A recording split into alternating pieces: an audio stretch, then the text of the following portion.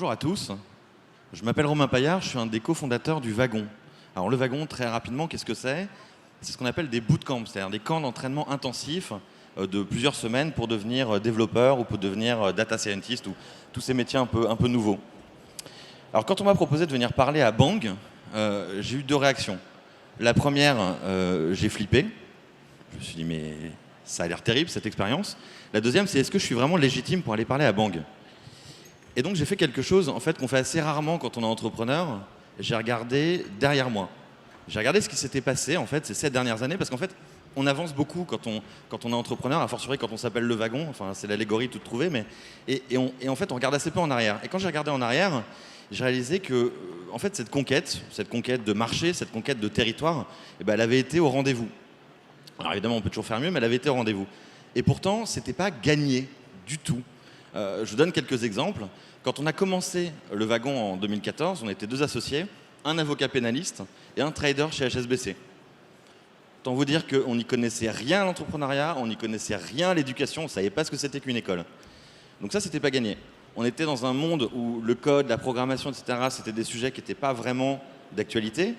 C'était des sujets qui n'étaient pas populaires. Ça a été popularisé par la suite par Xavier Niel, notamment grâce à l'école 42. On n'était pas diplômant dans un pays où le diplôme est l'alpha et l'oméga de la mesure de la réussite sociale. Ce que je viens de dire est absolument triste, mais malheureusement, c'est une réalité. Et puis surtout, on demandait aux gens beaucoup de temps et beaucoup d'argent, parce qu'en fait, ça durait 9 semaines, et puis c'était payant. Donc pour que quelqu'un vous fasse confiance et vous confie 9 semaines de sa vie, et en plus paye pour ça, alors que vous avez formé personne, qu'il sera littéralement votre premier élève, et que vous n'avez aucun track record, c'était pas gagné en termes de légitimité. Donc ça, c'était pour la dimension conquête de marché. C'était pas gagné de devenir un leader. Pour la dimension conquête internationale, encore moins. On était une petite entreprise française, on se mesurait à des entreprises américaines parce que les bootcamps, c'est né en Californie, donc on était face à des grosses entreprises américaines. On n'a pas levé de fonds jusqu'à assez tard, on a levé des fonds en 2020, donc on a développé sur fonds propres de 2014 à 2020. Là où en face de nous, pareil, nos concurrents levaient des centaines de millions d'euros dès 2015, dès 2016. Et puis surtout, on avait ce nom qui était très français quand même, le Wagon, avec un le là bien proéminent. Et puis vous savez, les gens se prennent un peu pour des super marketeurs. Ils vous disent non mais t'arriveras jamais à conquérir le monde avec un nom aussi français. Bah nous, on s'en foutait un peu, on aimait bien notre nom, puis on avait envie d'avancer avec. Au final, on s'en est pas trop mal sorti.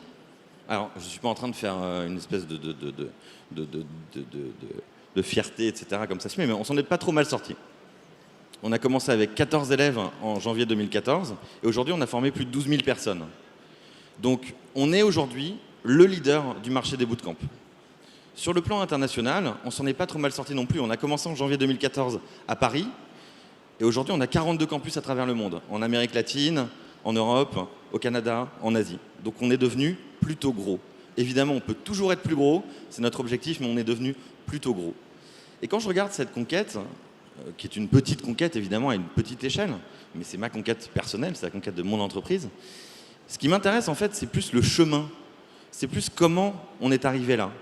Parce qu'au final, c'est une dimension de la conquête qu'on aborde moins, parce que la conquête en soi, quand on est arrivé, elle n'a plus aucun intérêt.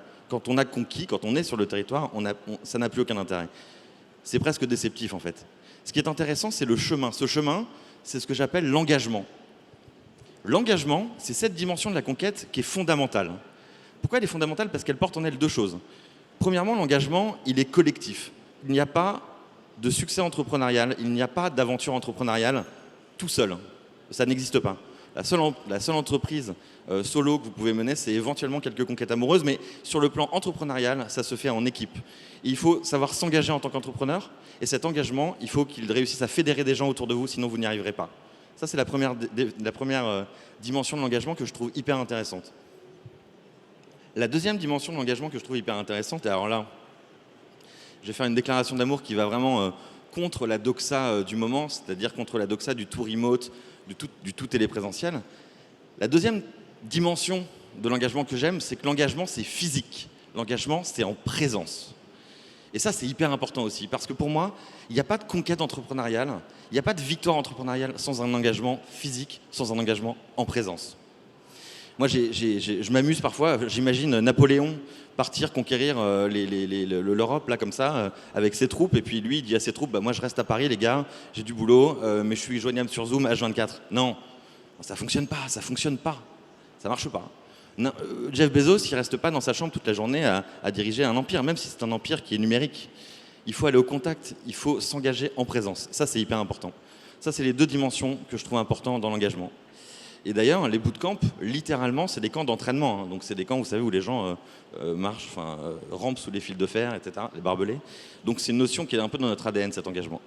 Voilà, ça c'était pour l'engagement. Et je voulais finir avec, parce qu'en fait, ça passe très très vite. Hein.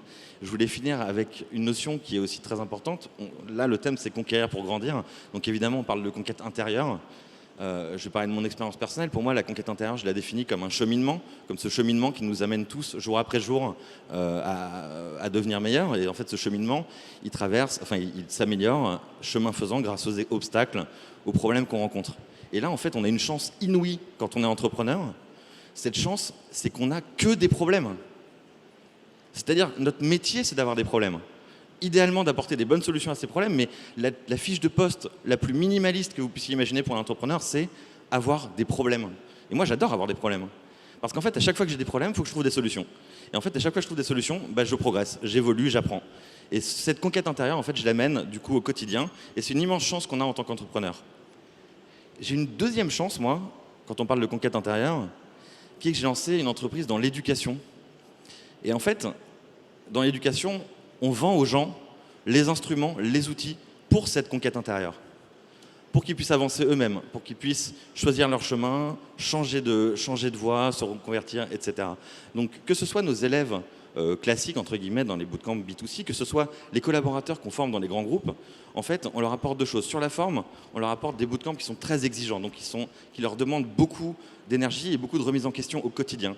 Ça, sur la forme, si c'est bien encadré et si nous, on fait bien notre boulot.